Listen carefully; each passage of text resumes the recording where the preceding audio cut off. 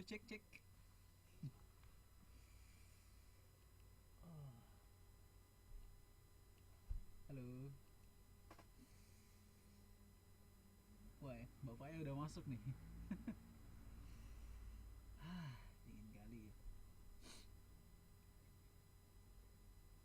Waalaikumsalam warahmatullahi wabarakatuh.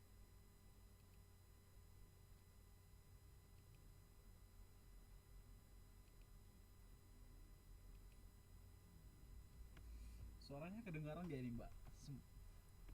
Jelas ya? Atau gimana?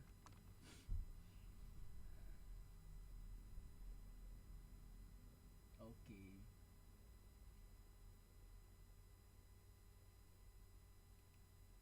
Saya mute dulu ya.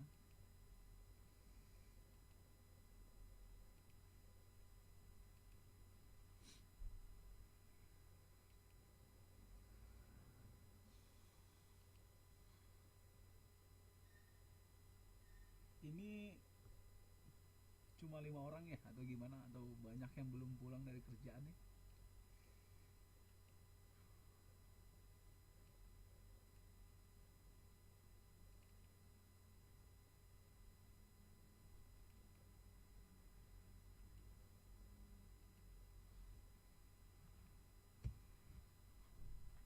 Oke.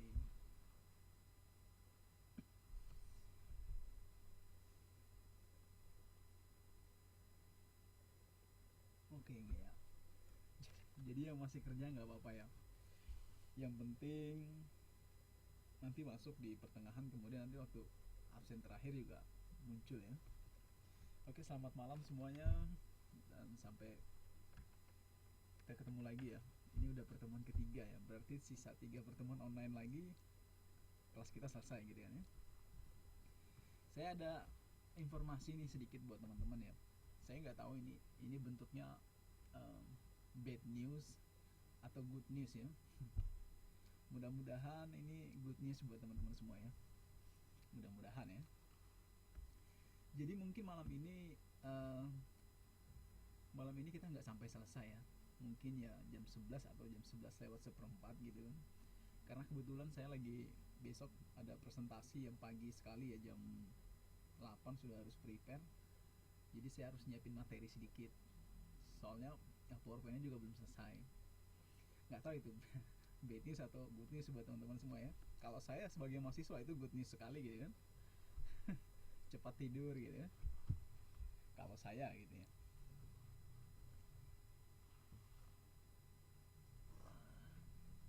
Oke ya. Karena masih lima orang, kita tunggu dulu 15 menit ya buat teman-teman.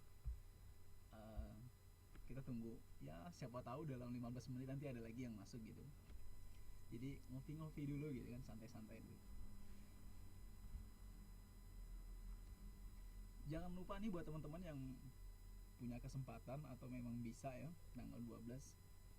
Jadi kita nanti ketemu di, saya nggak tahu gedungnya di mana, mungkin di gedung gedung yang di punya UT ya. Jadi nanti kita ketemu di sana tanggal 12. Bisa langsung ketemu gitu kan. Insya Allah bisa. Oke. Nyewa apa? Mehong ơi. Saya nggak tahu itu nyewa tuh. Bukan punya UT.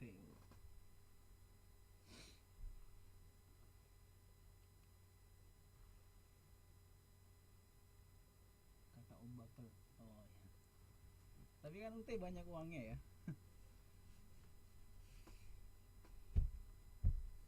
Tunggu 15 menit lah, tunggu teman-temannya dulu.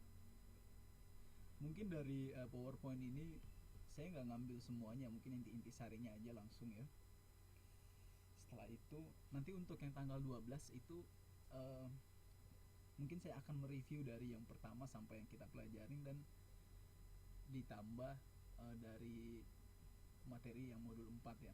Karena kebetulan untuk yang materi pertama dulu itu kan pihak UT mintanya ada videonya nih, tapi yang pertama dulu nggak ada videonya, udah kehapus karena habis install ulang laptop kemarin. Maklum lah, laptopnya jadul gitu ya. Akhirnya ya hilang semua, data-datanya semua hilang. Oke, 8 menit, sisa 7 menit lagi.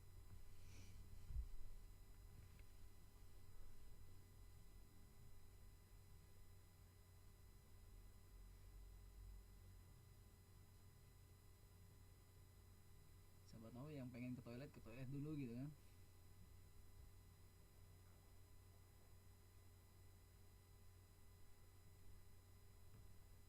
Ini Pak Suma belum ada ya, Pak Suma. Nah,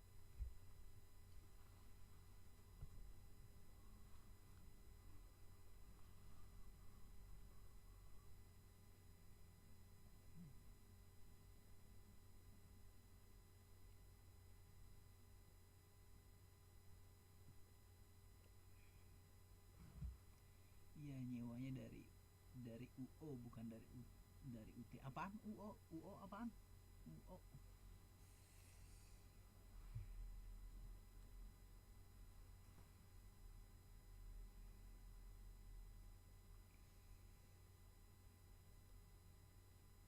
Oh, wah, udah jago-jago nih.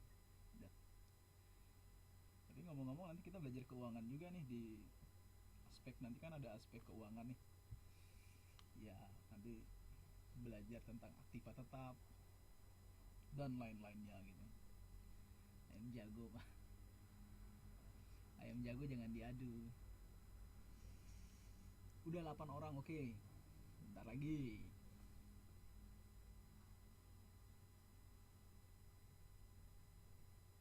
Wah, ini Suma ini udah nulis nih. Suma is typing a message.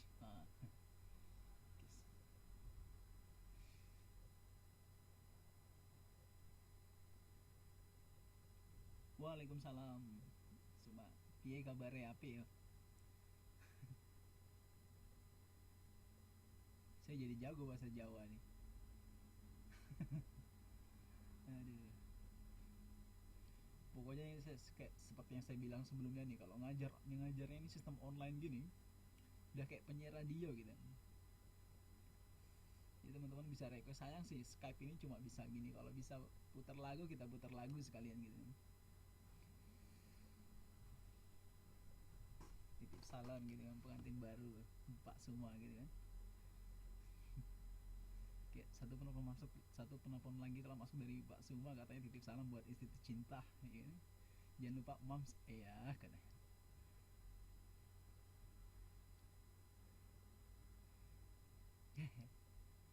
Nyanyi nanti jelek suaranya, Mbak, bikin ngantuk.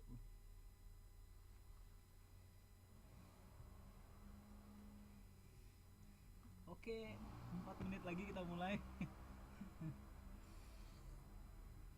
Waduh, merdu opo itu, Pak? Mbak.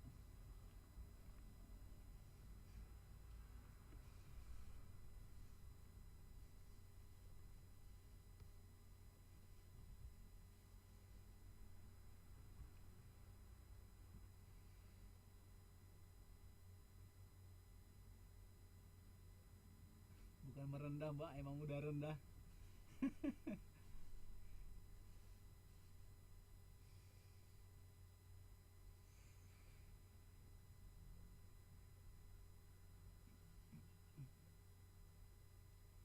Saya ini bingung ya. Mbak Ellen itu yang mana itu? Ya ambil kursi Pak, naik boleh. Ya ambil kursi Pak, naik boleh. Namanya ini Eka Apriani, Siti Romela gitu kan, Sumarti.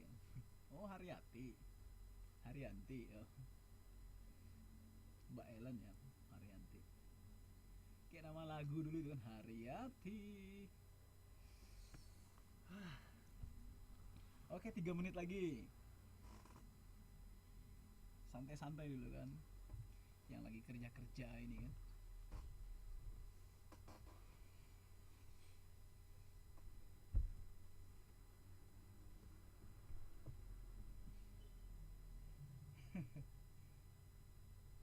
Wow, mantan saya nggak ada mantan namanya Haryati.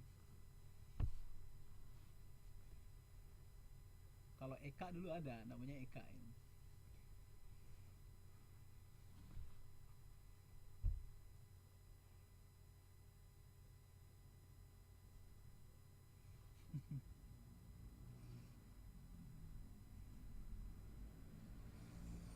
2 menit lagi. Wah, dingin sekali. Bohong ya.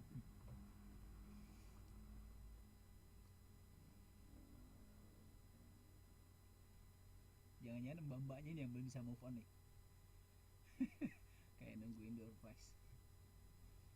Biar nggak tegang mbak, wah kan seharian udah kerja kan, habis dimarahin semua.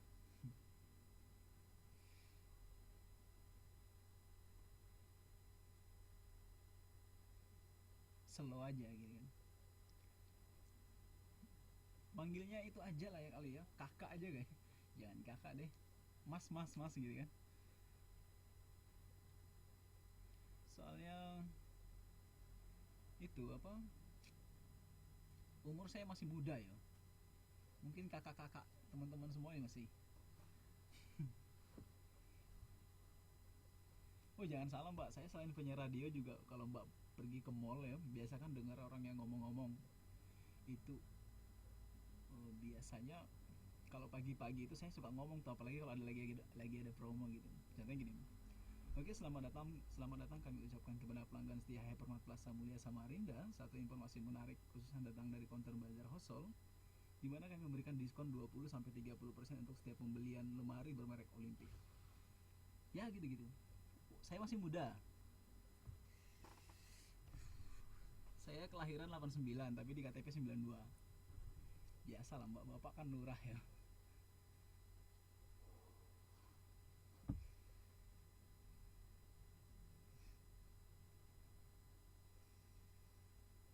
Panggil mas aja kali ya. Dari dulu pakai 92, kartu akte kelahiran, ijazah, kartu keluarga 92, tapi aslinya 89.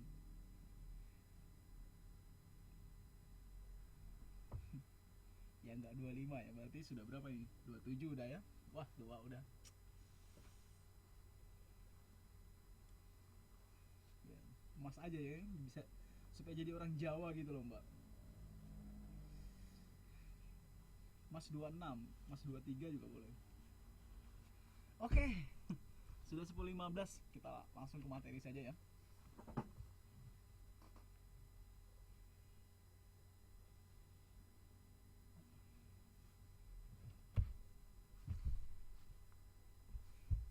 Oke, bismillahirrahmanirrahim.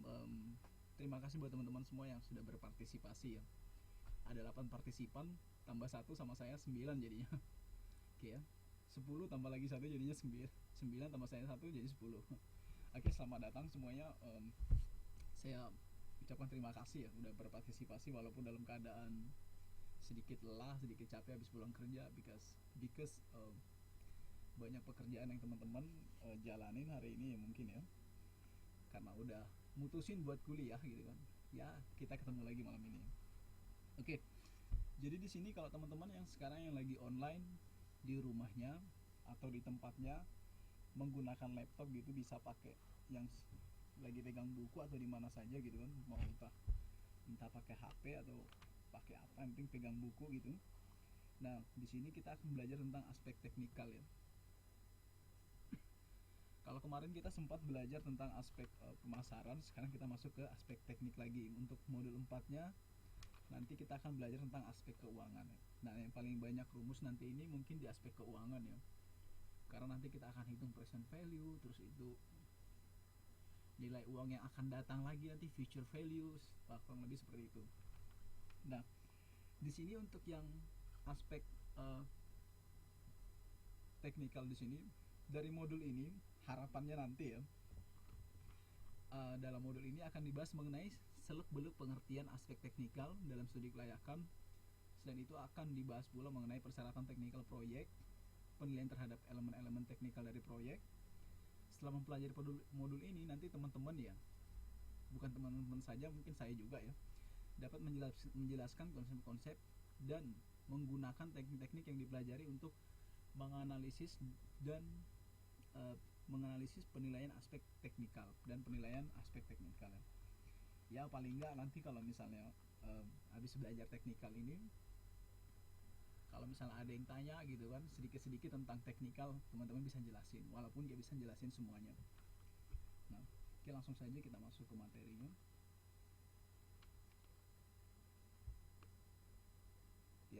di sini analisis kebutuhan teknikal proyek ya. Dan pada dasarnya merupakan suatu usaha untuk mempelajari kebutuhan teknikal biaya-biaya produksi dari berbagai alternatif dan menilai pemenuhan dan penyediaan kebutuhan teknikal proyek tersebut pada berbagai alternatif ya. Jadi kalau misalnya kita berbicara tentang teknikal proyek, teman-teman sini fokuskan pemahamannya tentang yang berhubungan sama teknik aja dulu, teknik ini, supaya nanti cara mikirnya nggak lari kemana-mana gitu ya. Nah, analisis teknik ini sebaiknya tetap dilakukan meskipun sebuah proyek tidak layak secara teknis. Pada dasarnya analisis teknikal bertujuan untuk menggali informasi mengenai estimasi biaya teknis proyek yang meliputi di sini ada investasi tetap ya. Nah, investasi tetap ini meliputi tanah, lokasi bangunan pabrik dan bangunan lainnya serta mesin dan pemasangannya. Dari kata-katanya aja udah bisa dipahamin ya. Dari kata investasi tetap dalam artian di sini adalah di sini masih berhubungan dengan lokasi, kemudian juga berhubungan sama bangunan lainnya. Ya maksudnya juga tetap ya di situ-situ aja, dia nggak lari jauh-jauh gitu kan. Nah, terus yang kedua ini ada biaya pengeluaran produksi. Nah, ini biaya bahan baku, bahan penolong, tenaga kerja langsung, biaya pabrik tidak langsung atau factory overhead cost ya. Nah, kenapa perusahaan juga perlu menganalisis kebutuhan teknik proyek ini berdasarkan biaya dan pengeluaran produksi ya. Karena di sini kita bisa lihat di sini ada bahan baku, bahan penolong, tenaga kerja langsung, biaya pabrik tidak langsung ya. Nah, karena kita berbicara tentang skala perusahaan besar, maka ini sangat penting sekali ya tentang biaya bahan baku, bahan penolong. Bahan penolong ini dalam artian tambahan dari bahan bakunya itu. Kalau saya kasih contoh sederhananya gini. Kalau misalnya teman-teman bikin kopi gitu kan, bahan penolongnya bisa jadi gula. Begitu juga sebaliknya, kalau misalnya teman-teman bikin minuman yang lain gitu, ada bahan penolong untuk penambah rasa kan. Nah, seperti ini di sini tergantung pada jenis usaha tersebut ya. Kalau dia berhubungan sama industri manufaktur dan lain sebagainya, itu tergantung dari apa yang jadi prioritas dari perusahaan tersebut. Nah, kemudian di sini juga ada disebut biaya masa percobaan atau uji coba. Misalnya biaya-biaya yang diperkirakan akan terjadi di luar produksi normal selama masa operasi percobaan.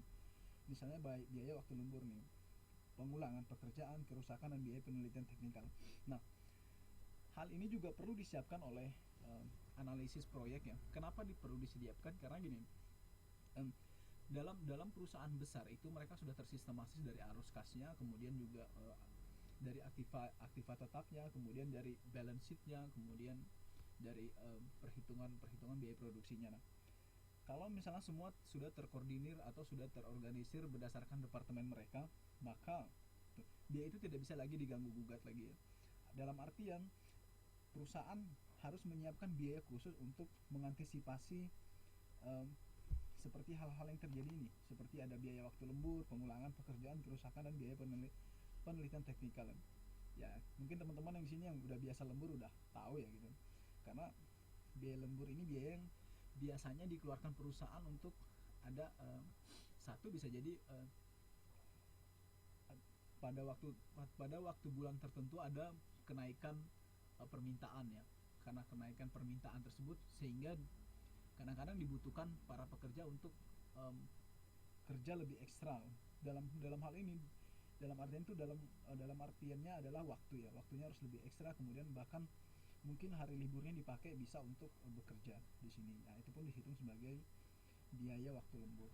Nah, kemudian faktor-faktor lain yang berkaitan dengan fasilitas yang dibutuhkan proyek ya. Misalnya fasilitas penunjang yaitu jalan raya, pelabuhan udara, laut, jalan kereta api, air, listrik, dan komunikasi. Ya, ini juga jelas ya, sangat penting sekali bagi suatu perusahaan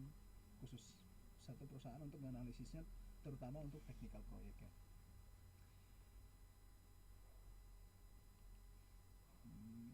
Terus di sini ada metode untuk menentukan besaran skala produksi ya. Nah, skala produksi ini penting sekali ya untuk ditentukan, karena dari sini kita bisa melihat ya, banyak ada beberapa metode yang bisa dilakukan perusahaan di sini ya. Dari pendekatan konsep biaya marginal, cost, pendapatan marginal revenue, pendekatan titik impas atau break even point ya, metode linear programming. Nah, pertimbangan ini perlu dilakukan adalah penentuan luas produksi yang tepat karena akan sangat mempengaruhi kelayakan teknis dari perencanaan proyek ya. Secara sederhana, luas proyek produksi ditentukan oleh kemungkinan pangsa pasar atau market share yang dapat diraih, yaitu dengan mempertimbangkan kapasitas dan peralatan yang dimiliki. Nah, dalam teori manajemen produksi juga yang pertama ini ada pendekatan konsep biaya marginal dan pendapatan marginal ya. Nah, dalam metode ini bahwa luas produksi optimal tercapai pada saat marginal cost MC atau bisa dilambangkan dengan MC. Mungkin teman-teman bisa lihat di bukunya di 3.4 sama dengan marginal revenue atau MR atau MR lah kalau kita sebutkan MR gitu ya. Pada persaingan sempurna dapat digambarkan dalam grafik sebagai berikutnya. Nah, di sini kalau misalnya marginal cost-nya itu dilambangkan sebagai MC, kemudian juga average cost-nya di sini. Nah, MR price per unit. Nah, kalau misalnya teman-teman lihat dari sini volume produksinya, nanti kita bisa berdasarkan dari MR ini, apakah nanti terlihat bahwa jumlah produksinya ini akan sampai pada tahap marginal cost ya. Di sini juga bisa teman-teman bisa lihat di bawahnya. Jadi ada yang kolom warna hitam itu yang agak-agak samar itu untuk ongkos total pembuatannya, sedangkan yang putih, kolom putih yang agak kecilan itu perseginya agak persegi panjang tapi yang kolomnya kecil itu di atas itu disebut keuntungan total. Nah, di sini nanti kita lihat, mungkin kita kalau untuk menganalisisnya lebih dalam kita bisa menggunakan rumus marginal cost ya. Bisa dilihat di internet atau di Google ya kalau teman-teman penasaran pengen lihatnya ya. Kemudian di sini ada pendekatan titik impas ya. Pendekatan titik impas itu atau disebut juga break even point ya. Saya kasih sederhana gini, break even point itu artinya perusahaan itu dia tidak rugi, tidak juga untung. Jadi kembali istilah kita atau mungkin balik modal lah ya, dalam istilah hari-hari kita tuh balik modal. Misalnya gini, perusahaan itu mengeluarkan cost untuk biaya produksinya katakanlah misalnya 1 miliar gitu ya. Kemudian waktu dia operasional, kemudian dijual lah semua itu, salesnya yang terkumpul dari penjualan itu juga 1M ya, atau mendekati, atau kalaupun lebihnya cuma 0, berapa persenan. Itu pun bisa dikatakan sebagai titik impas. Artinya dalam hal itu pada saat waktu yang sama tersebut perusahaan saat itu tidak untung dan juga tidak rugi karena kembali modal ya. Itulah disebut titik impasnya. Nah, di sini juga ada rumusnya ya, ada fixed cost, kemudian quantity atau unit penjualan ini di sini bisa dilihat fixed cost-nya dibagi harga jual dikurangi dengan biaya variabel per unit. Nanti untuk lebih dalamnya kalau kita udah masuk perhitungan ya, mungkin mudah-mudahan ini nyangkut ya nanti. Soalnya ini agak mudah nih buat teman-teman nih, hitungnya gampang lah gitu. Sambil video call sama pasangannya juga pasti dapat nih jawabannya nih. Mau sambil motong bawang juga ngerti nanti nih. Ya.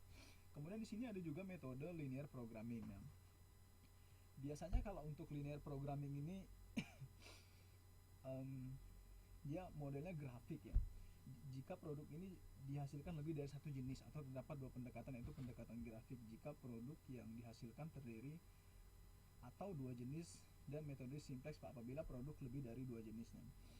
Nah, di sini kalau untuk metode yang ini dilakukan untuk melaksanakan analisis teknikal tergantung pada jenis proyek, teknologi yang dipakai, kompleksitas produk yang dihasilkan, alternatif teknikal dipergunakan, misalnya proses produksi, bahan baku dan tenaga kerja dan sebagainya. Nah,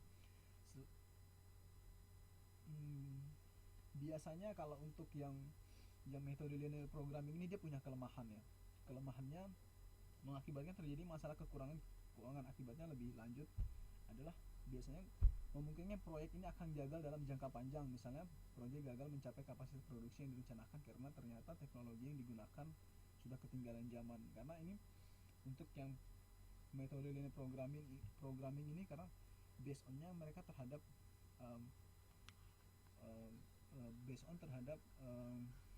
teknologi yang mereka gunakan dalam proses teknikalnya. Kemudian di sini juga di slide selanjutnya ini Di sini ada analisis teknikal juga.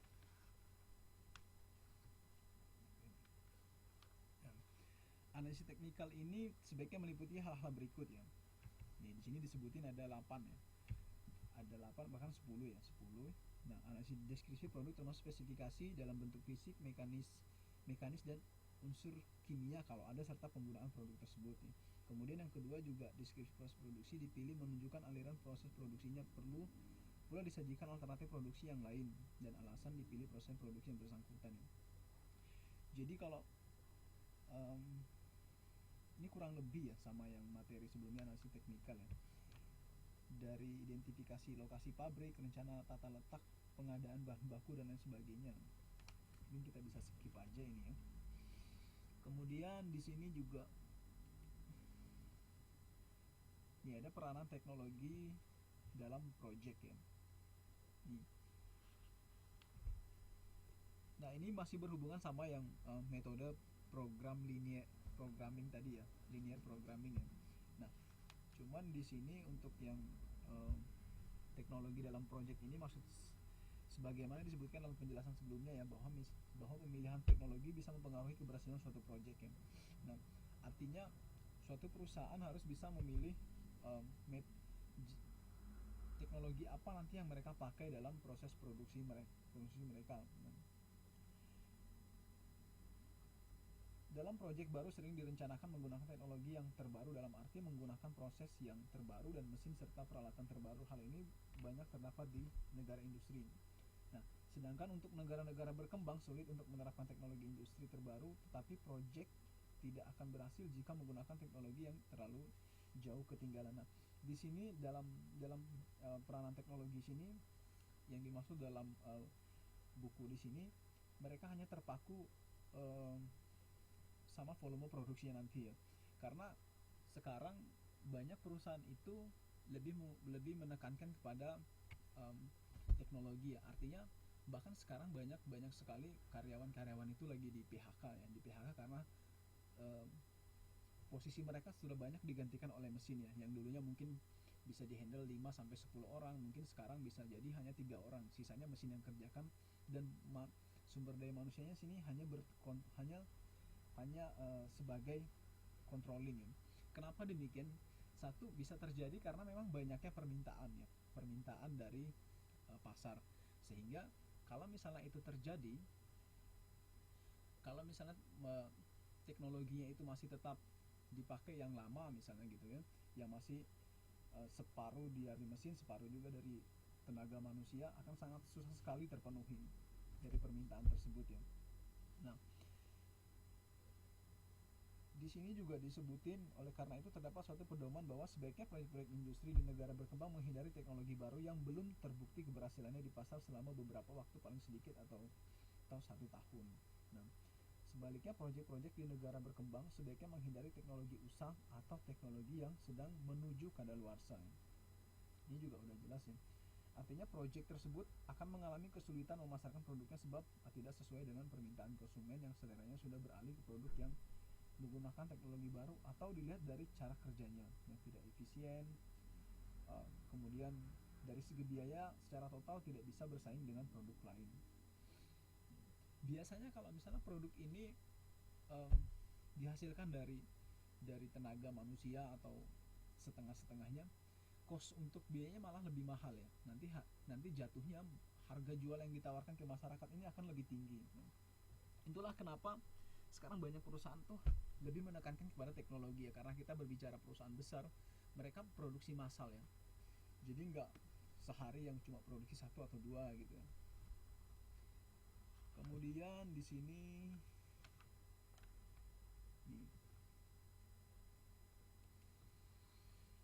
di sini ada informasi-informasi yang diperlukan.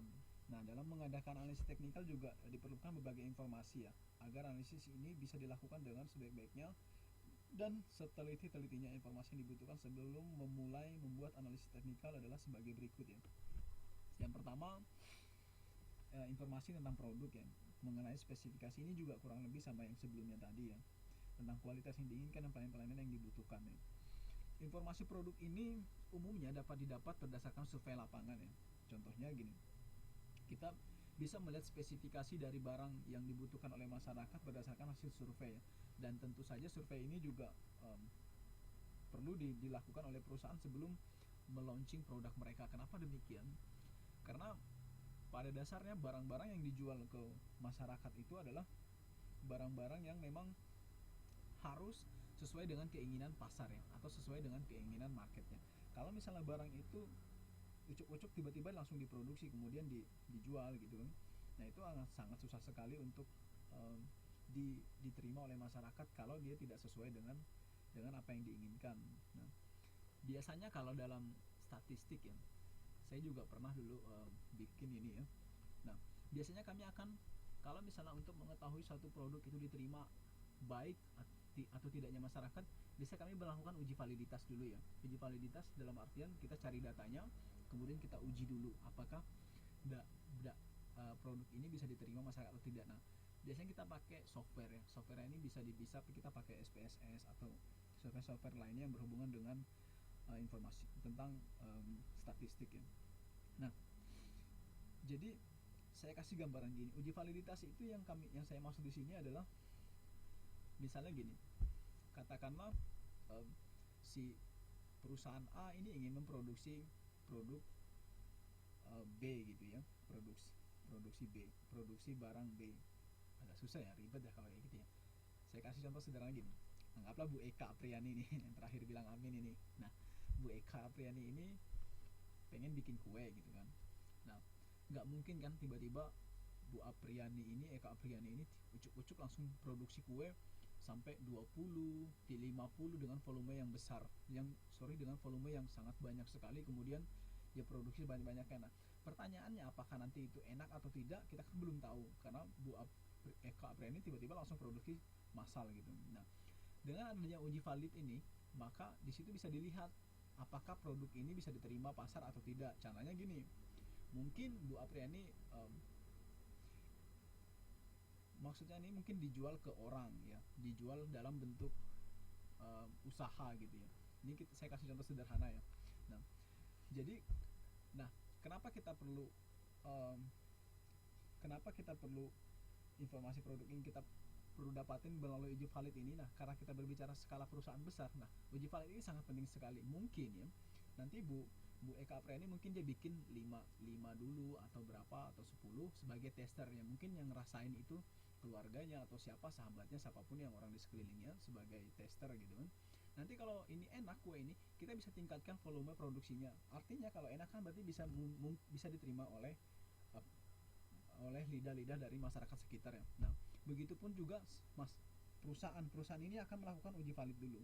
Jadi data informasi tentang produk ini akan dikumpulkan dulu, dan kemudian kalau memang spesifikasinya udah sesuai dengan pasar, maka dia akan produksi massal. Nah, bisa jadi mereka udah bisa launching dan lain sebagainya. Nah, yang kedua di sini ada informasi pasar ya.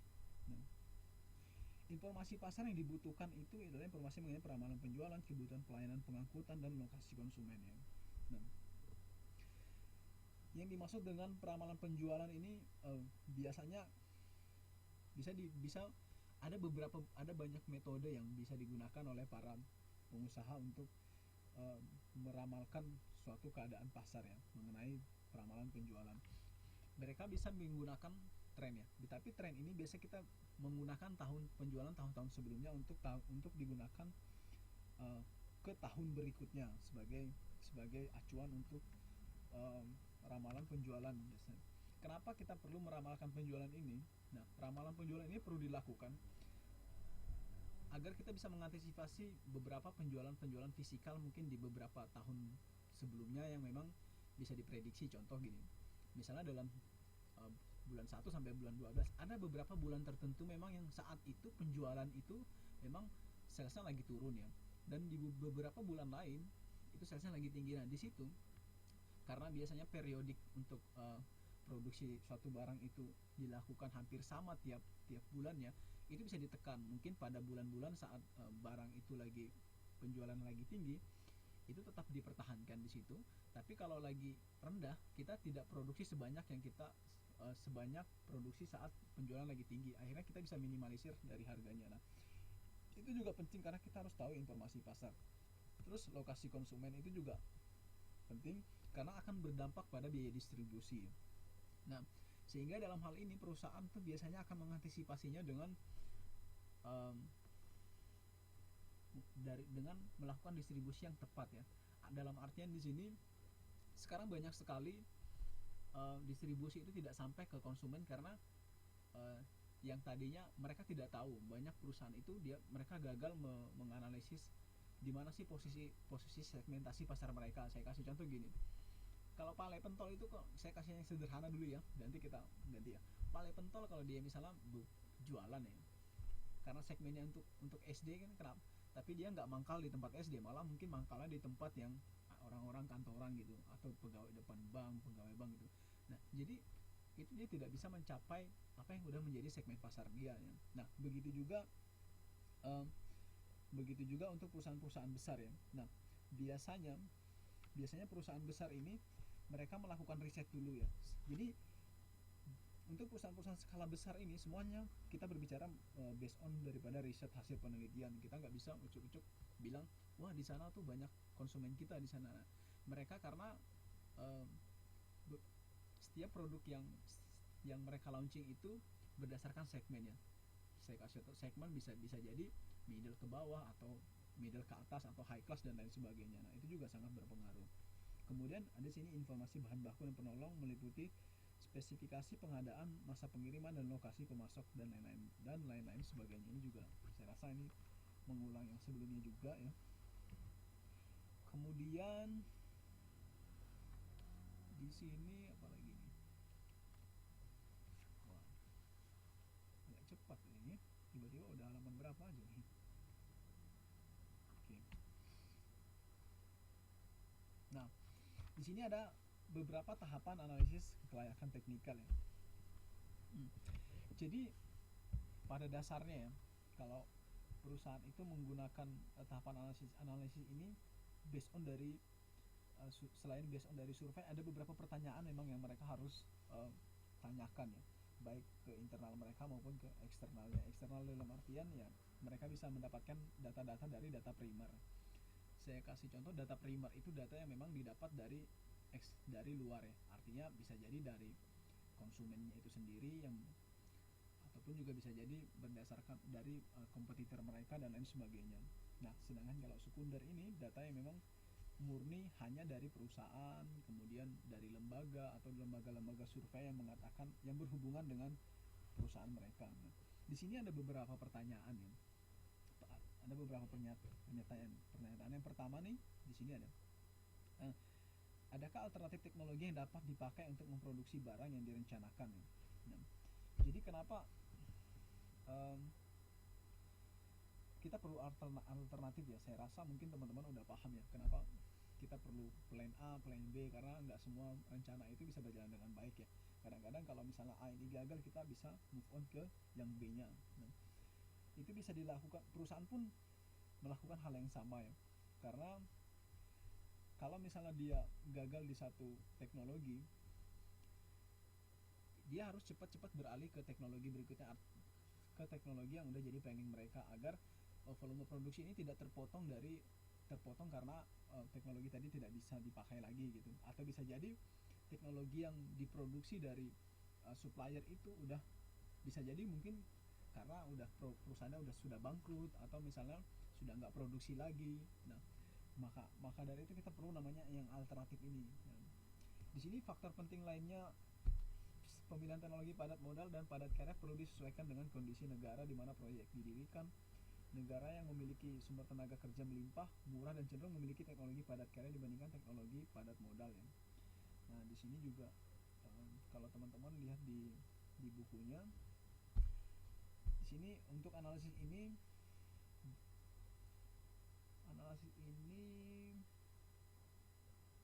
mekanisasi tetap dibutuhkan meskipun suatu proyek itu bersifat intensif atau tenaga kerja ya. Nah, jika analisis tahap ini dijawab ya atau yes gitu, dalam arti memang ada alternatif teknologi untuk memproduksi produk yang direncanakan, maka tahap berikutnya adalah sebagai berikut ya.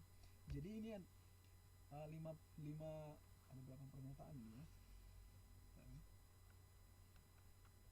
Ya ada 5 pertanyaan.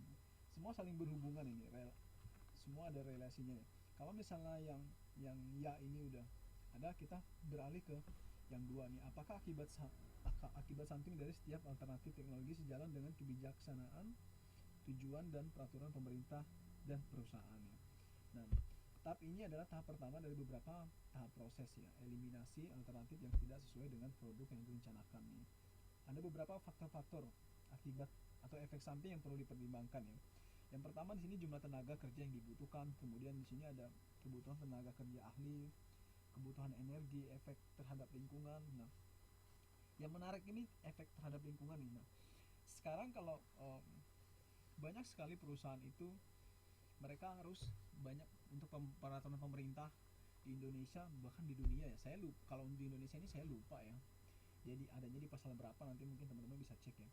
Ada namanya Customer Relation CRM ya, atau CRM ya kalau dalam ilmu itu dalam ilmu bisnisnya itu disebut CRM ya, atau CRM, CRM lah istilahnya kalau kita ya, CRM ya, Customer Relationship Management ya. Nah, biasanya kalau untuk CRM ini dia hanya berhubungan dengan lingkungan ya. Apakah nanti kalau misalnya akan merusak lingkungan sekitar, entah itu sering dilewati truk-truk besarnya untuk jalanan masuk ke wilayah proyek, akan merugikan masyarakat dan lain sebagainya. Nah, mereka pakai CRM ini sebagai antisipasi. Kenapa sebagai antisipasi? Mereka akan gunakan CRM ini sebagai daya pikat untuk image mereka yang positif. Dalam artian CRM ini digunakan, contoh gini, setiap perusahaan itu biasanya mereka mengalokasikan dana mereka ya untuk CRM ini dengan harapan masyarakat akan beranggapan positif tentang perusahaan tersebut. Bisa jadi mereka nyumbang untuk perbaikan jalan karena mereka sering ngelewatin jalan tersebut, atau bisa jadi perusahaan ini mengembangkan untuk lingkungan sekitar, entah dia bikin jembatan atau entah dia bikin musola dan lain sebagainya. Nah, ini semua dalam bentuk CRM. Atau bisa juga mereka ngasih beasiswa untuk anak-anak sekitar yang tidak mampu, yang mereka mungkin punya kemampuan untuk kuliah, cuman karena orang tuanya sudah tidak mampu membiayai, maka kadang-kadang perusahaan tuh melakukan hal ini ya. Kemudian ini kebutuhan peralatan yang diimpor, hubungan dengan industri lain, resiko terhadap keselamatan dan kesehatan ya. Jadi saya rasa ini jelas sekali ya. Nanti kalau memang ada yang ditanyain kita bisa balik lagi ke sini. Nah, kemudian kalau ya lagi, kita akan masuk ke pertanyaan yang ketiga. Apa terdapat alternatif teknikal yang terlalu mahal sehingga perlu dihilangkan ya?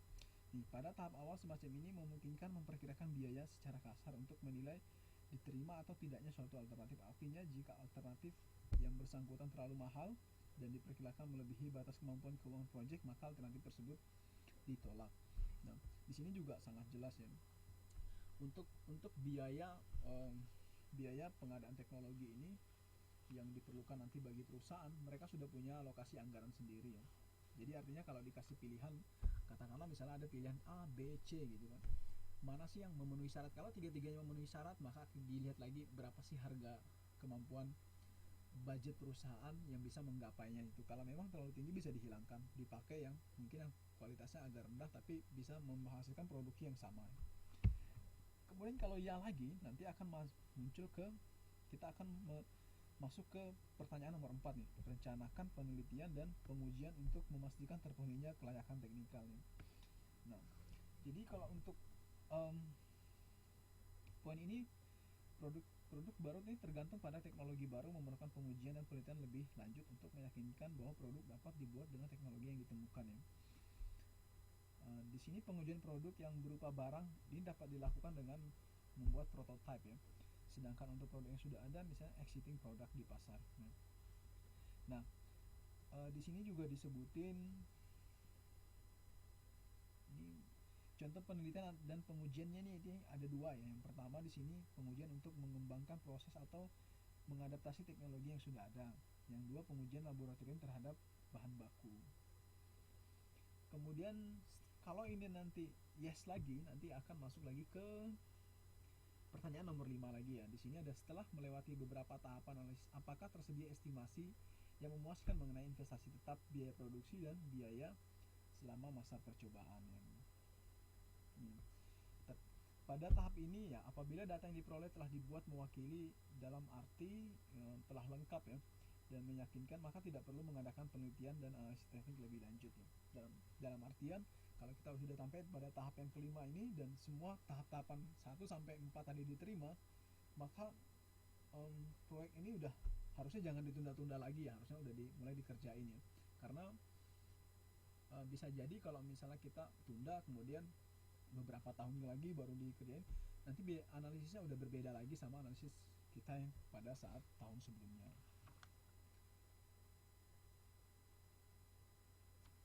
Oke, agak cepat ya ini ya. Masuk lagi slide berikutnya, ini tentang penilaian terhadap elemen-elemen technical project ya. Ini mungkin kurang lebih aja ya sama yang sebelumnya ya. Memperkirakan kebutuhan persediaan, kemudian schedule produksi, menentukan schedule produksi pada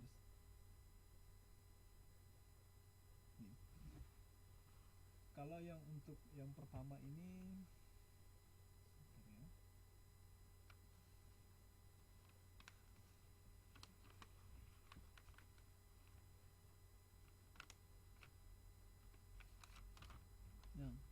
di sini memperkirakan kebutuhan persediaan. Jadi persediaan ini perlu diperkirakan ya.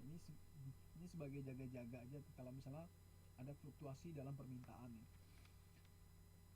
Fluktuasi permintaan ini dalam artian misalnya permintaan yang turun naik ya. Kadang-kadang permintaan itu lagi naik, kadang-kadang juga dia lagi rendah. Nah, makanya kita biasanya perusahaan harus memperkirakan dulu kebutuhan persediaan mereka yang ada di gudang ya, atau yang ada di inventory mereka. Ini sangat penting sekali ya. Meskipun permintaan itu tidak teratur baik dalam waktu maupun jumlahnya, misalnya adanya persediaan barang jadi yang memungkinkan seseorang produsen untuk secara cepat mengirimkan barang yang dipesan konsumen dan sekalipun dapat mengendalikan tingkat produksinya. Nah, biasanya kalau untuk perusahaan-perusahaan mereka selalu pakai, terutama yang manufaktur ini ya. Nah, mereka ini selalu pakai yang namanya persediaan ini. Nah, untuk menghitungnya juga ada kalau sekarang karena udah pakai teknologi, mereka pakai scan barcode ya. Jadi setiap barang yang keluar itu bisa di scan barcode-nya dari gudang. Jadi sehingga dari situ, kalau dulu untuk mengetahui barang itu biasanya perusahaan melakukan stock of name itu dalam artinya gitu, kita data barangnya itu satu demi satu secara manual ya. Kalau sekarang di scan aja udah masuk ke sistem ya. Dalam hal ini itu sangat membantu sekali, sehingga tidak butuh waktu lama untuk melihat berapa sih stok yang udah keluar ya. Banyak sensor.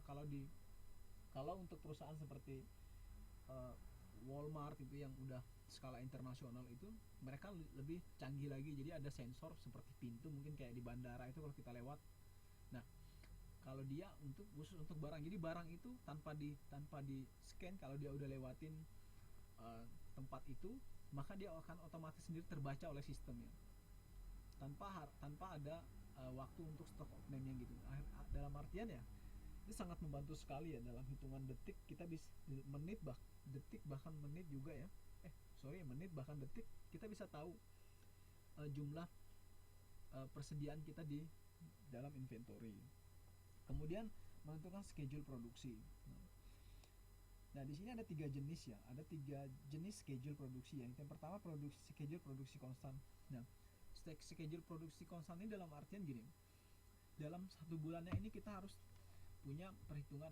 Misalnya bulan pertama yang mau diproduksi itu 50, kemudian bulan kedua 50, bulan 3 itu 50 lagi. Itu dalam artian konstan, artinya tiap produksi itu nilainya sama per bulannya. Nah, namun kalau misalnya lagi fluktuasi tadi atau fluktuatif ini produksinya akan bergelombang ya. Bergelombang dalam artian kadang-kadang dia bisa melebihi dari yang konstan, kadang-kadang di konstan aja dia stopnya. Nah, kalau yang schedule moderat yang tidak sepenuhnya mengikuti fluktuasi penjualan. Nah, Pada schedule produksi yang bergelombang, tingkat persediaan dipatok tetap ya. Pada schedule produksi moderat, baik tingkat persediaan maupun tingkat produksi akan fluktuasi secara moderat mengikuti perubahan penjualan. Jadi based on daripada salesnya marketing department. Kemudian menilai proses produksi, jalannya operasi, perpindahan dan pemeriksaan infeksi dari bahan mentah sebagai masukan menjadi barang jadi sebagai keluaran. Di sini juga disebutin memilih mesin dan peralatan produksi dan lain-lainnya lagi. Wah, ini udah masuk rumus juga ini.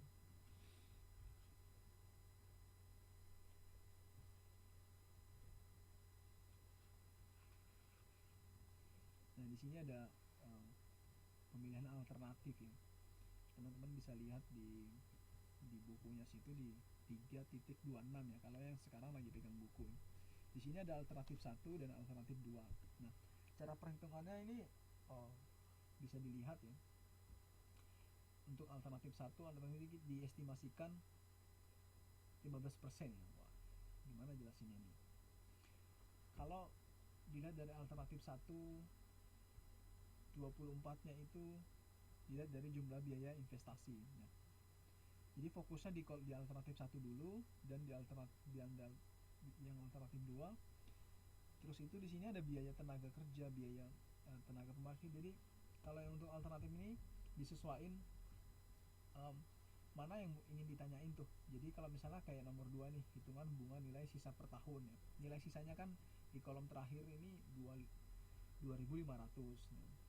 0,15 kenapa 0,15? Karena dia 15% ya. Estimasinya kita 15% di sini.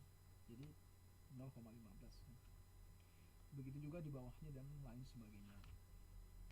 Di sini juga ada rumus lagi PV ya, present value. Nah, ini juga menarik nih. Hitung kesamaan biaya tahunan, uniform annual cost, dengan menghitung nilai sekarang. Ini juga present value, biaya susah ini jelasin kalau online ini, kalau rumus nih ribet nih. Nanti kalau kita ketemu kita main rumus ya. Kemudian di sini memperkirakan kebutuhan tenaga kerja dan lain sebagainya, tata letak fasilitas fisik. Terus itu apa lagi nih? Skip aja yang udah mau jam 11 nih. Memperkirakan kebutuhan nih, menentukan, mendirikan ya.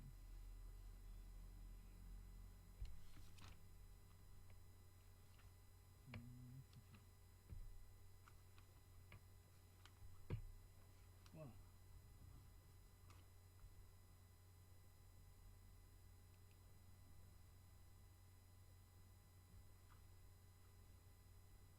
sepertinya ini udah habis nih ya. Oke ya, jadi mungkin saya tutup dulu sampai di sini ya. Sekarang saya buka sesi diskusi buat teman-teman yang ingin bertanya, silakan bertanya. Nanti di flashback kembali ke halaman-halaman yang udah kita lewatin tadi ya, kalau lagi pegang buku sekarang. Silakan nih teman-teman yang pengen bertanya yang berhubungan masih tentang aspek teknikal ya. Ini buat teman-teman yang baru datang ya, saya kasih tahu lagi, kalau misalnya untuk tugas nanti setelah tanggal 12 ya. Jadi kita sementara belum ada tugas ya. Tenang aja lah, tugasnya enak-enak aja, enteng-enteng ya. Yuk, Bu Haryanti, Bu Eka, Bu siapa lagi? Pak Suma, silakan bertanya Pak Suma. Wes melek ya. Oke. Slow aja, santai aja kita belajar nih. Sebenarnya saya ini belajar tentang studi kelayakan ini udah lama sekali ya. Belajarnya juga dari tempat kerjaan gitu. Karena berhubungan kerja ya, studi kelayakan ya, analisis kreditor. Ya kurang lebih lah seperti ini. Rumus-rumus ya. Bu Sumarti, silahkan Bu, mau pengen tanya. Mungkin kita sampai jam berapa ini? 11.30 lah ya. Mungkin sih yang rumus itu yang belum paham Mas. Yang mana? Sebut ya. Tak kasih tahu.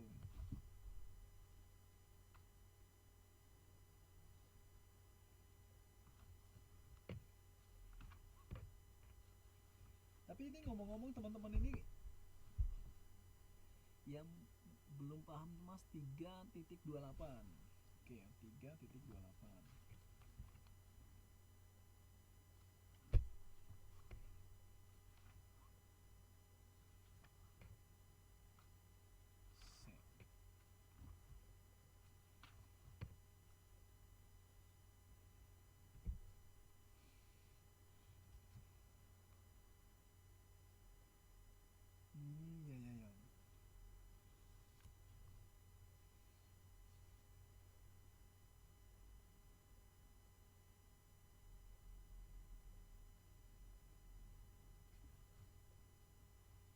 Ini sebenarnya kalau rumus yang 3.28 ini diambil dari sebelah juga ya.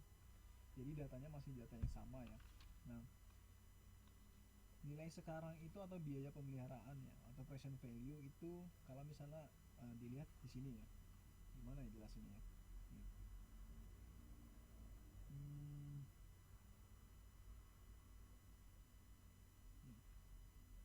Di sini kan tahun pertama kalau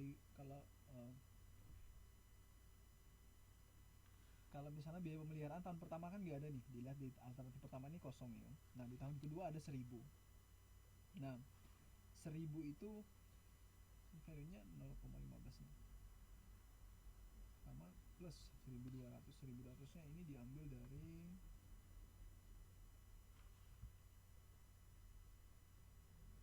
biaya mana ini?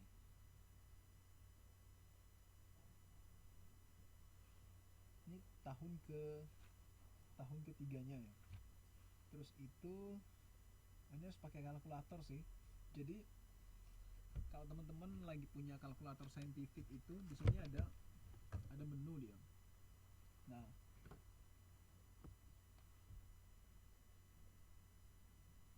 di sini ada menu. Nah, untuk dapatin yang P minus V itu 0,15,2. Nah, kalau 15 ini kan yang 15%. Saya cek dulu ya kalkulator saya ini ada nggak ini. PV value. Nggak ada ya. Nah,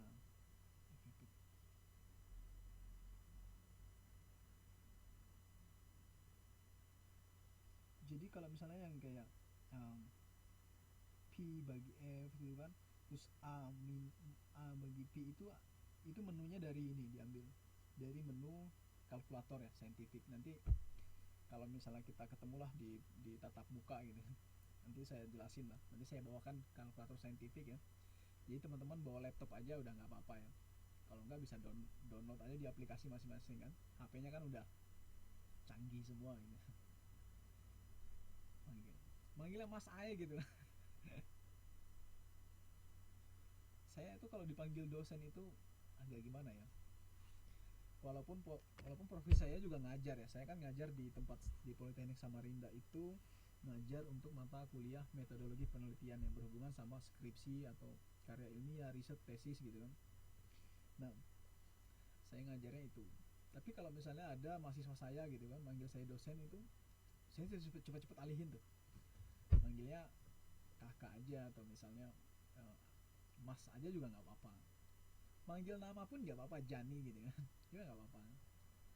Karena kalau dipanggil dosen itu saya khawatir gini. Kalau orang di tempat kita ini awalnya gini, kalau mereka dengar namanya dosen gitu kan, udah dianggapnya ini pinter nih. Namanya dosen tuh dianggapnya itu mengetahui segala sesuatu gitu. Padahal kan nggak gitu ya. Mungkin teman-teman tahu masing-masing dosen ini, dosen itu, dosen ini punya spesifikasi masing-masing. Seperti saya nih, saya jagonya di riset dan statistik gitu, bagian yang marketing. Tapi kalau ditanya yang lain, mungkin bisa jelasin tapi tidak sehebat yang orang lainnya lagi gitu. Makanya agak jadi manggilnya Mas aja kali ya, biar jadi orang Jawa saya, Mas Jani. Sebenarnya nama saya itu bukan Murjani ya, itu ada kesalahan dulu. Makanya namanya kayak orang Jawa gitu kan, padahal lain orang Jawa ya. Oke, ada pertanyaan lagi gak ini buat teman-teman lagi nih? Kali aja karena dijelasinnya terlalu buru-buru gitu kan, ada yang nggak ngerti, silahkan ditanya lah, nggak apa-apa. Belum ada mas, nah kan api kan ini dengan mas tuh.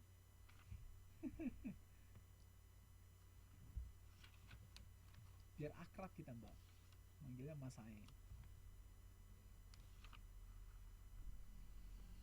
Pak Suma ini mana nih? Satu-satunya laki-laki yang terganteng nih di antara yang lain nih. Pak Suma ini pemilik paguyuban ya. Tunggulah. Biasa ini mbak, sebenarnya saya ini mau udah kalau disuruh istirahat pengennya udah bikinnya nih. Tapi ya kita ngobrol-ngobrol dulu lah. Nunggu waktu ya. Nanti pihak UT marah lagi dia.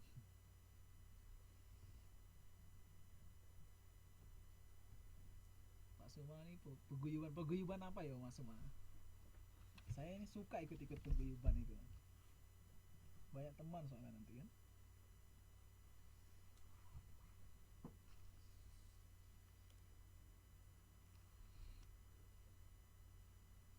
Opo iku pantura?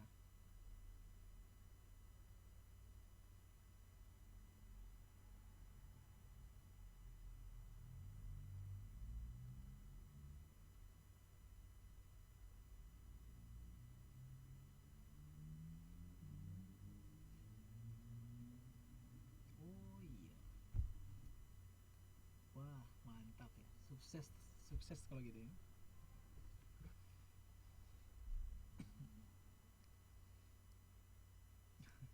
Bu Haryanti senang banget ya Mas Jani terus ya.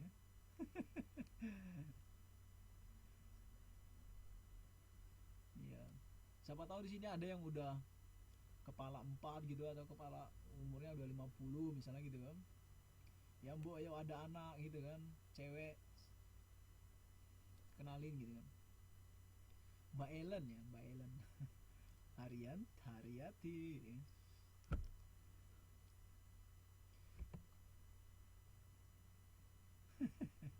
Seventeen atau Seventy? Seventeen sama Seventy itu beda tipis loh.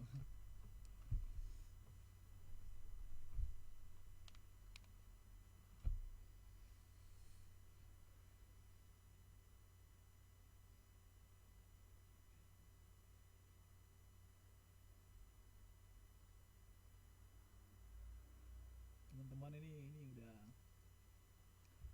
ijazah ya, penting tenang aja lah, ijazahnya pasti bagus nilainya kalau sama saya nih. Yang penting masuk kelas gitu. Karena juga saya juga dulu punya pengalaman ya, sama kayak teman-teman ini kerja juga gitu kan, sakit sekali gitu rasanya kerja sambil kuliah gitu. Itu saya masih single ya, bayangin kalau teman-teman ini yang punya keluarga kan, cari uang udah banyak-banyak di Taiwan, habis itu balik buka usaha, habiskan masa tua di kampungnya gitu. Di Kalimantan itu banyak orang Jawa ya, dulu waktu tahun 90 98 sampai 2000 gitu kan, banyak dulu transmigran ya dari Jawa itu dibawa ke sana zaman Soeharto dulu tahun 90-an sampai 98 sampai 2000 tuh masih ada ya.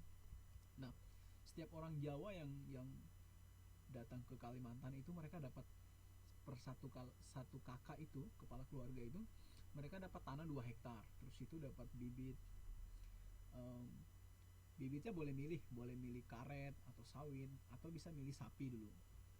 Nah tapi saya nggak tahu ya, mungkin ini terjadi secara untuk khusus untuk yang datang ke sana saja kah, atau memang orang Jawa pada umumnya, ya saya nggak tahu ya. Nah karena mereka waktu itu homesick ya, suka kangen rumah gitu kan. Dia sukanya itu gini, kalau misalnya udah tua itu, nah mereka suka kangen sama kampung halaman gitu. Akhirnya mereka udah selesai, udah punya lahan di sana, balik lagi ke kampungnya, dijual. Nah, banyak dijual murah dulu di sana, dijual murah. Akhirnya banyak lahan di sana itu dulu dijual murah. Nah, waktu mereka udah balik ke Jawa tahun 2000 ke atas, itu udah mulai masuk gencar-gencarnya batu bara dan sawit ya. Nah, pada saat itu harga-harga itu tiba-tiba melonjak tuh. Mungkin bisa dibilang 100% ya. Mungkin yang satu kapling tuh harganya cuma 5 juta udah bisa sampai sampai 50, bahkan sampai ratusan juta tuh. Wah, akhirnya banyak orang kaya baru munculan ya. Saya punya teman juga, dia punya tanah itu dibeli sama pihak batu bara, dia tiba-tiba kaya gitu, kerja di perusahaan situ, kemudian kena PHK, sekarang udah kembali lagi.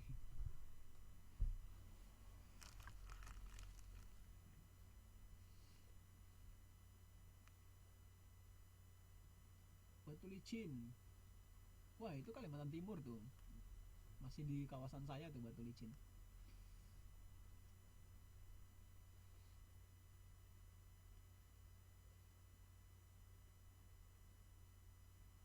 Iya, makanya nih saya punya wejangan ya, apa bahasa bahasa Jawanya itu wejangan ya. Punya kiat-kiat nih buat teman-teman nih. Karena kan kebetulan juga saya di sana bagian itu apa yang berhubungan sama UKM ya. Jadi saya kadang-kadang jadi pemateri untuk usaha kredit home industri yang ada di tempat saya ya. Tapi biasanya kan tim kita ya. Nah, sekarang ini kalau misalnya teman-teman ini semua di sini lagi kerja gitu kan. Kalau nanti teman-teman balik nih, kiatnya ini gini. Teman-teman bisa beli tanah atau teman-teman bisa bisa invest di bagian real estate gitu kan. Yakin aja gitu ya, kalau misalnya bukan bukan teman-teman yang nikmati, nanti keturunannya bisa nikmati ya, mungkin anaknya atau siapapun bisa bisa jadinya gitu. Jadi pelan-pelan dia itu bisa ngubah gitu ya. Nah, yang penting satu nih saya kasih, jangan lagi nih, nggak peduli teman-teman ini profesinya sebagai apa, pendapatannya seberapa, kalau bisa nanti anaknya itu di sekolahin setinggi mungkin ya, semampu semampu teman-teman, semampu anaknya tuh kuliah sampai mana aja. Jadi nanti uh, jadi waktu misalnya udah dia tua gitu kan, teman-teman nggak bisa mewariskan harta sama mereka, paling nggak mereka punya pendidikan, nanti mereka bisa cari hartanya sendiri. Karena garis kemiskinan itu putus kalau misalnya satu rantai itu terputus. Nah, cara mutus rantai kemiskinan itu, mutusi rantainya kecil itu, nah kita pakainya pendidikan.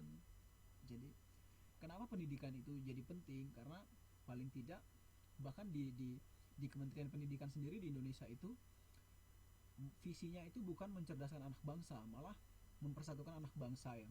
Nah, kenapa mempersatukan? Karena kita dari latar belakang yang berbeda, kita punya bahasa dan bahasa suku yang berbeda-beda ya.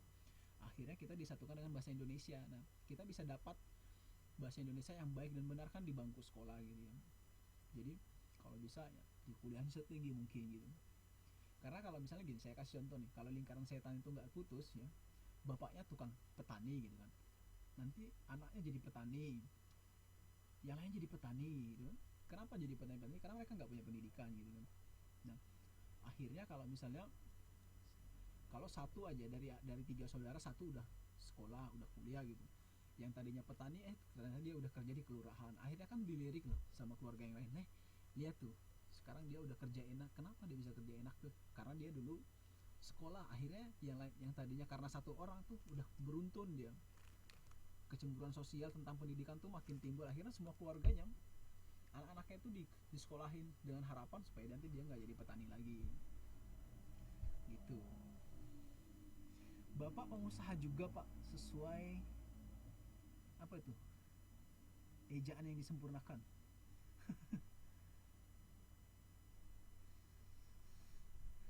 Saya juga punya sawit di tempat saya itu, saya juga punya sawit ya, kebun sawit. Cuma 2 pohon aja sawitnya, nggak banyak dia.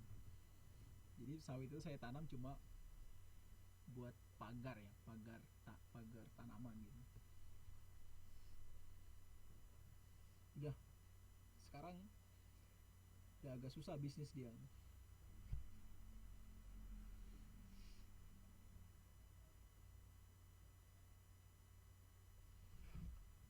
Cash atau kredit nih, saya kasih contoh ya. Kalau saya,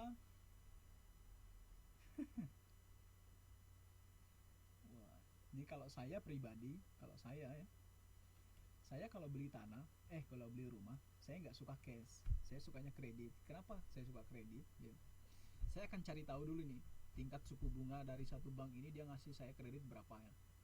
Kalau dia, kalau misalnya keadaan ekonomi lagi lemah, berapa dia akan kasih saya atau tingkat inflasi ya. Karena gini, kalau misalnya teman-teman belinya cash ya, syukur-syukur kalau teman-teman ini punya uang banyak ya, tiba-tiba langsung beli cash, dan itu juga masih punya banyak uang untuk memenuhi kebutuhan yang lain. Kalau enggak, kredit itu yang paling bagus. Kenapa demikian ya? Karena nilai uang sekarang sama yang akan datang kok akan berbeda sekali. Mungkin hari ini teman-teman kalau beli barang itu bayar kredit per bulannya 3 juta itu mungkin berat sekali ya. Tapi kalau misalnya nanti 20 tahun lagi, karena mungkin 10 tahun lagi, yang 3 juta atau misalnya berapa, atau 2 juta tadi itu, 2 atau 3 juta tadi itu udah jadi nggak berat lagi, karena nilai uangnya akan semakin menurun value-nya saat akan datang. Jadi kalau cash itu lebih, kalau saya sih lebih suka kredit. Tapi kalau ada cash banyak ya mending cash gitu. Ini tuh saya, karena saya nekan biaya, soalnya saya tuh kalau misalnya punya uang ya, habis dipakai untuk ini, saya harus punya uang lagi untuk pakai yang lain gitu. Saya nggak mau terfokus sama satu itu.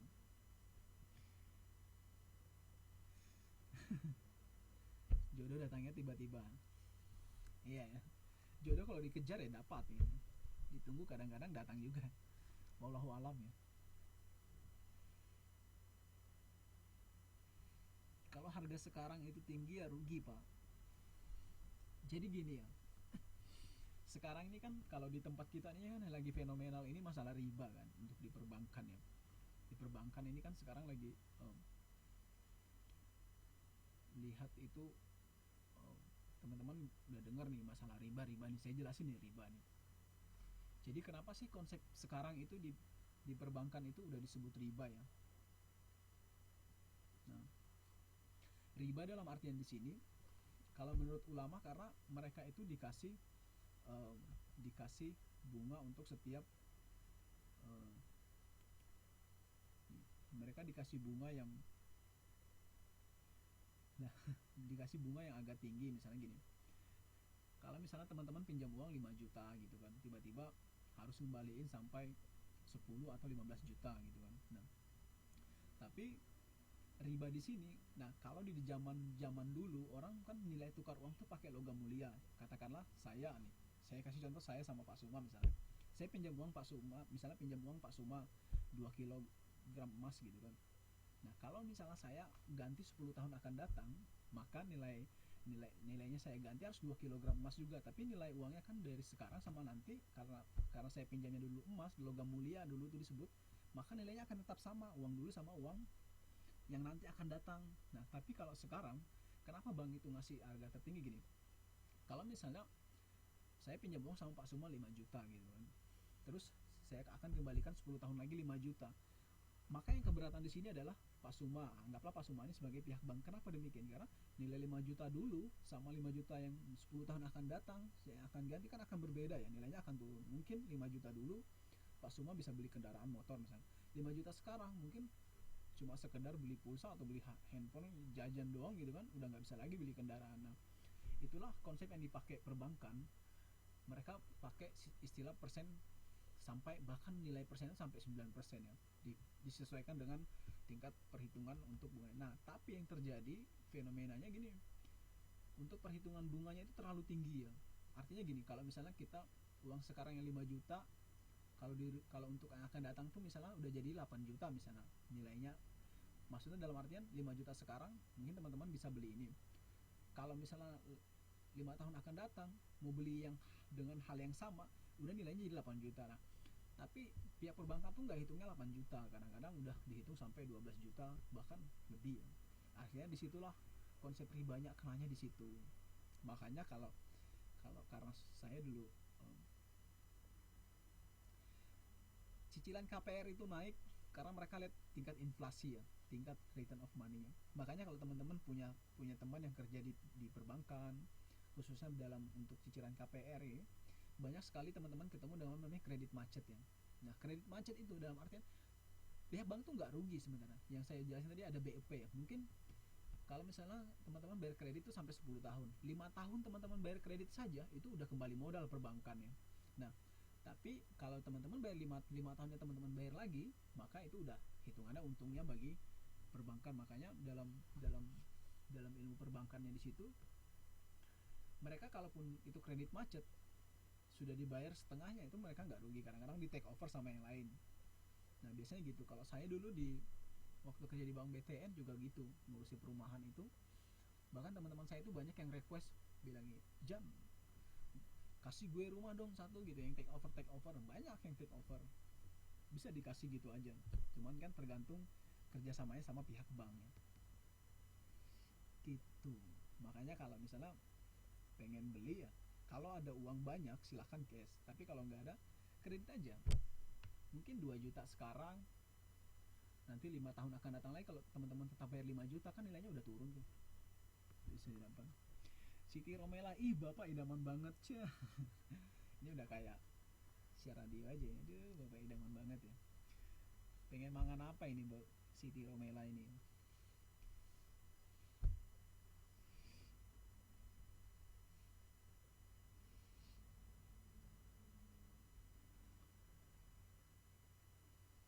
Oke. 11 menit lagi. Makan hati pak. Makan hati. Hari-hari kan udah makan hati ya. Tempat kerjaan udah sering makan hati ya.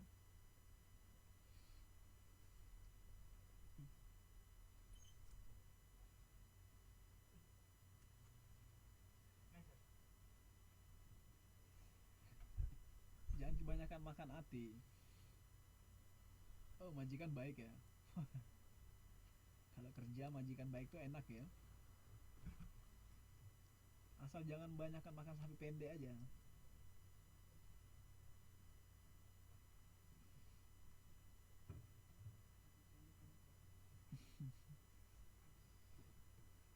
Teman-teman ini udah seringan makan sapi pendek gitu ya. Pak Suma mana ini? Wes turu iki Pak Suma iki. Wes turu ya.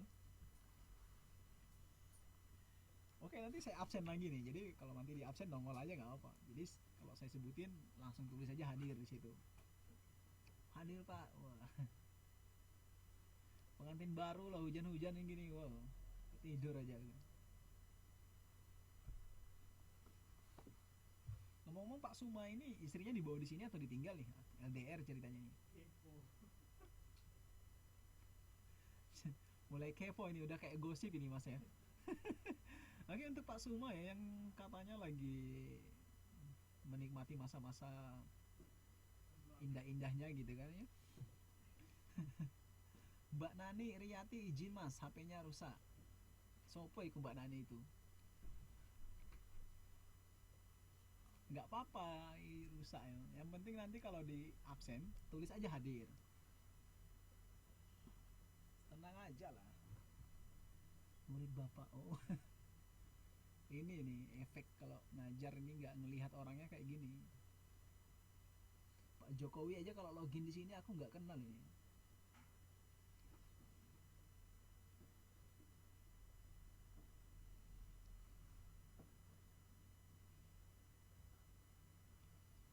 Tapi teman-teman ini sebenarnya pejuang devisa ya. Kerja di sini terus itu bawa uang pulang ke Indo, nanti uangnya beredar di Indo kan, bisa ningkatin itu, bisa melemahkan kurs dolar ya. Pejuang devisa namanya.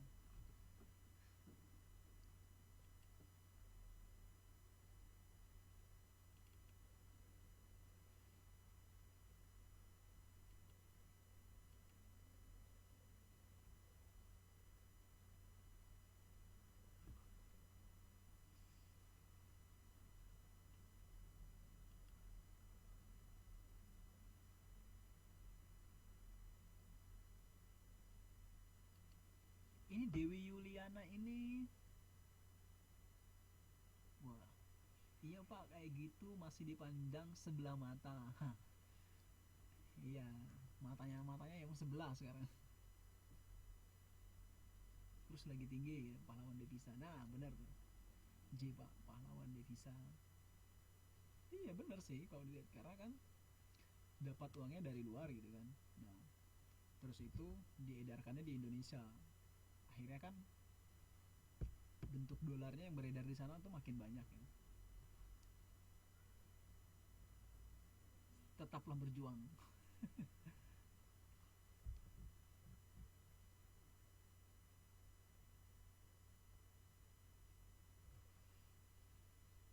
Tapi kan biasanya tempat kita juga, di agen-agen dari tempat kita tuh kan katanya nggak terlalu itu ya, nggak terlalu berpihak ya,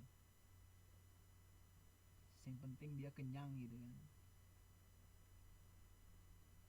Saya beberapa kali ketemu sama PKI itu, katanya sih yang jadi masalah malah dari itu ya, dari agen yang ada di tempat kita, bukan agen di sini malah.